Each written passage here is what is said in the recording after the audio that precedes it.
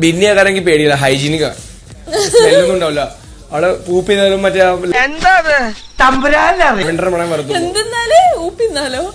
അവള് വാഷ്റൂമിൽ പോയിരിക്കാണല്ലോ.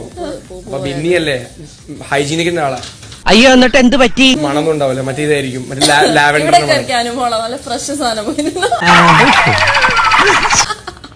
കിച്ചൺ ടീമിന് അനുഭവമല്ലേ?